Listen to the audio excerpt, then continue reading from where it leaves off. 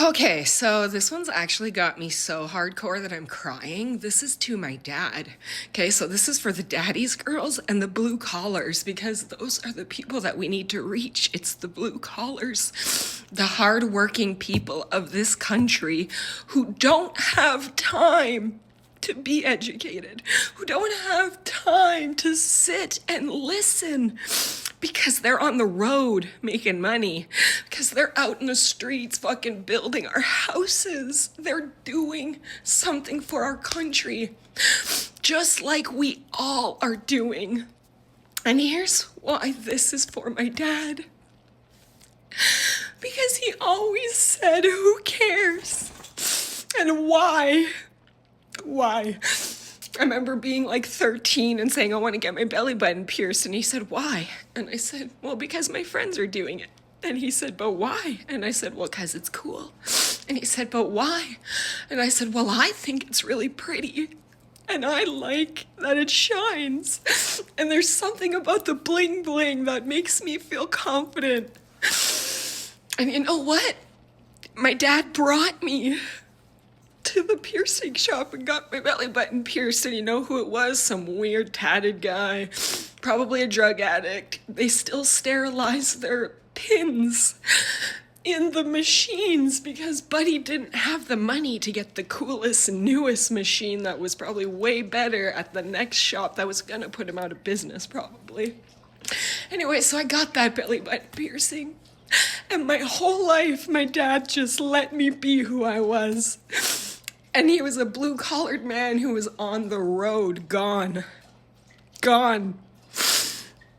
working in the mines to make money. And I was over there being told, you make sure you go to school and you educate yourself and you get yourself a good life. And you know what? I did that. I did all of that. And at first I was mad. I'm mad that I came back to Canada and I'm having this culture shock. But I'm realizing I was supposed to have it. And I was supposed to share. And if my dad didn't tell me to always be who I am, and if I wasn't prepared to be bullied, I would have never did the things I did. I was so delusionally confident in education that I never stopped. And I thank my dad for that. And I know I never thanked him enough. And I love him so much. And my girlfriend, that's her too. And she reminds me of my dad so much. And Freudian concept is real. And so many things can be real at the exact same time if we just open our minds and listen to each other instead of hating each other for our differences.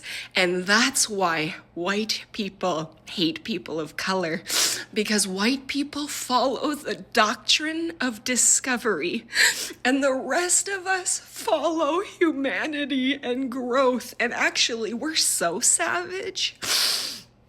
The rest of us who aren't white are so savage that we don't evolve. We don't have a growth mindset. We are Trumperoonies and we want to keep destroying so that we can have more.